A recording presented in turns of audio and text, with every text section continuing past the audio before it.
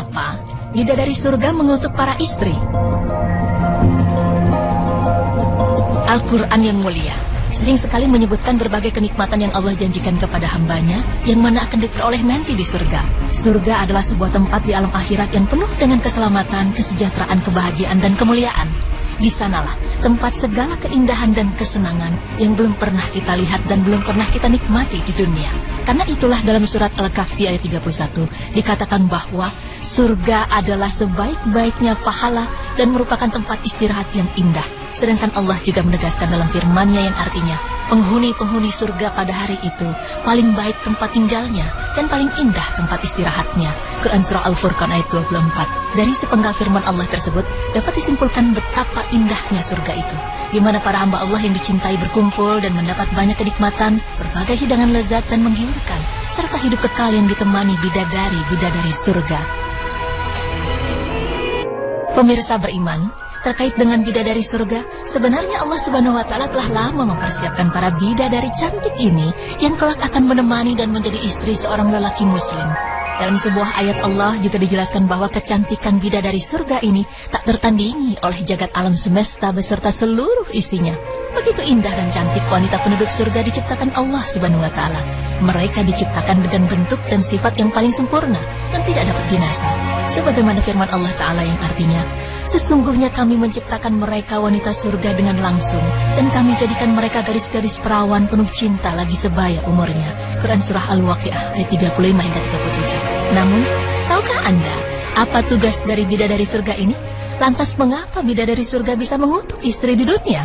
Pemirsa, inilah penjelasannya dari tim Berita Islami masa kini. Para bidadari cantik yang diciptakan Allah di surga ternyata memiliki tugas menunggu. Siapa yang ditunggu oleh bidadari surga? Tak lain dan tak bukan adalah menunggu suaminya, yang merupakan seorang lelaki soleh yang senantiasa melakukan kebajikan selama di dunia sebelum datangnya kiamat. Kabarnya mereka juga selalu mendoakan atas suatu kebaikan bagi calon suaminya nanti.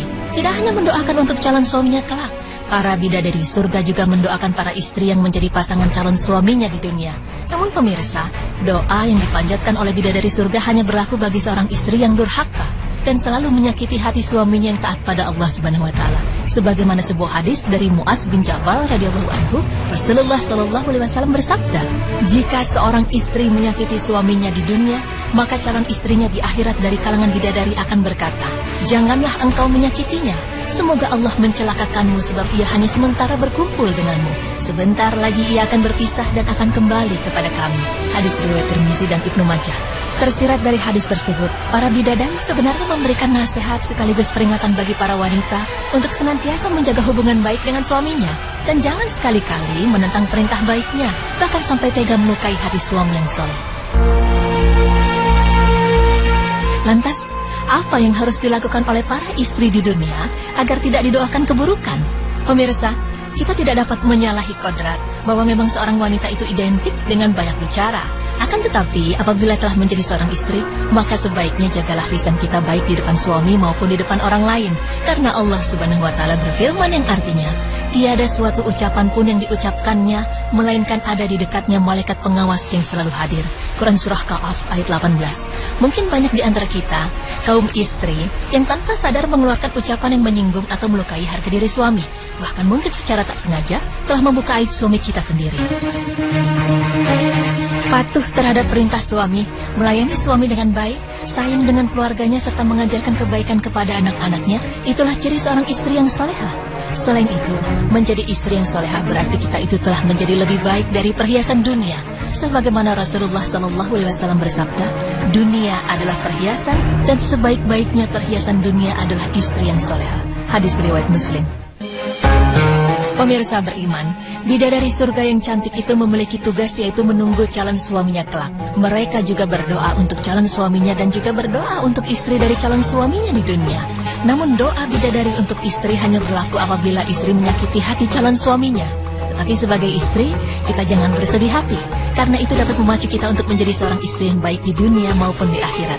Sehingga insya Allah, kelak di akhirat pun kita dapat berkumpul dengan kekasih hati di surga. Insya Allah.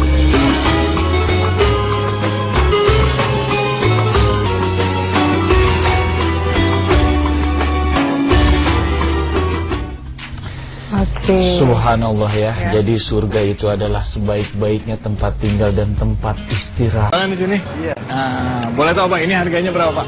Oh, kalau itu ini kalau satu setel ini 120 nih. Oh, gitu. Bapak kalau dagang, maaf ya punten ya. Iya. Bapak kalau dagang ini seperti Rasulullah nggak? Insya Allah. Ya. Modalnya berapa? Modalnya ini saya ini dong, bukan kartu dong. Oh gitu, iya makanya kan mesti tahu modal. Kan kalau Rasulullah itu katanya kalau dalam berdagang, Iya. dia bilang beliau bilang modalnya sekian, Bapak mau kasih lebihan begitu. Bapak menerapkan kayak gitu nggak?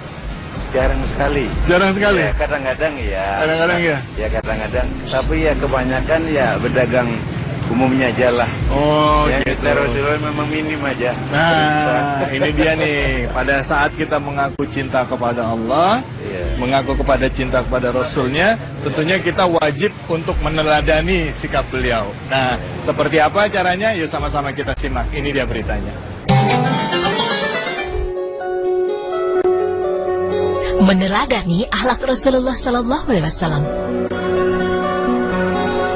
Pemirsa beriman, Allah Subhanahu Wa Taala berfirman yang artinya, sesungguhnya telah ada pada diri Rasulullah itu suri teladan yang baik bagimu, yaitu bagi orang-orang yang mengharap rahmat Allah dan kedatangan hari kiamat, dan dia banyak menyebut Allah. Quran Surah Al-Ahzab ayat 21. Dalam ayat ini, Allah Ta'ala menjelaskan bahwa mereka yang meneladani Rasulullah Sallallahu Alaihi Wasallam adalah mereka yang lurus tauhidnya kepada Allah, mereka yang selalu mengharapkan keridhaan Allah dan balasan terbaik di akhirat kelak, dan mereka yang menghiasi hari-harinya dengan banyak mengingat Allah Subhanahu Wa Ta'ala. Akhlak yang mulia merupakan pilar kejayaan satu umat, terbukti dengan sempurnanya akhlak kaum muslimin di bawah binaan Rasulullah SAW, supaya orang-orang di sekelilingnya mau mengikuti. Beliau menerapkan akhlakul karimah terlebih dahulu pada dirinya. Di antaranya, akhlakul karimah sudah Rasulullah SAW contohkan bahkan jauh sebelum diangkat sebagai nabi dan rasul. Sifat jujur, amanah, cerdas, bertanggung jawab, serta mampu menjauhkan diri dari hal yang sia-sia dapat melahirkan kepercayaan yang tinggi dari masyarakat sekitarnya, hingga beliau Shallallahu Alaihi Wasallam diberi gelar Al-Amin. Hal tersebut tidaklah berubah bahkan setelah beliau diangkat sebagai nabi dan rasul. Sebuah hadis meriwayatkan bahwasanya Rasulullah itu pendiam sampai ia merasa perlu untuk bicara. Ia sangat ramah kepada setiap orang. Beliau tidak pernah mengucilkan seorang pun dalam pergaulannya. Beliau menghormati orang yang terhormat pada setiap kaum dan memerintahkan mereka untuk menjaga kaumnya. Beliau selalu bersikap hati-hati dengan berperilaku sopan untuk menunjukkan wajah yang ramah kepada mereka. Beliau suka menanyakan keadaan sahabat-sahabatnya dan keadaan orang-orang di sekitar mereka, misalnya keluarganya atau tetangganya. Dalam kehidupan berkeluarga, Rasulullah tidak malu untuk turun tangan dan meringankan pekerjaan istri. Sebuah hadis dari Aisyah radhiyallahu anha, beliau sering membantu istrinya. Bila datang waktu sholat, beliau pun keluar untuk menunaikan sholat. Hadis riwayat Bukhari. Rasulullah Sallallahu Alaihi Wasallam bekerja bukan untuk menumpuk kekayaan duniawi, namun untuk meraih ridha Allah Subhanahu Wa Taala. Penerapan akhlakul karimah dalam proses bekerja dicontohkan Rasulullah dengan cara melakukan yang terbaik, profesional dan tidak asal-asalan. Seperti ketika beliau berdagang, beliau bersedia menjelaskan dengan jujur tentang harga barang dan menjualnya dengan harga yang tidak jauh berbeda. Rasulullah menjadikan kerja sebagai aktualisasi keimanan dan ketakwaan. Setiap umatku masuk surga selain yang enggan. Para sahabatnya bertanya, wahai Rasulullah, lantas siapa yang enggan?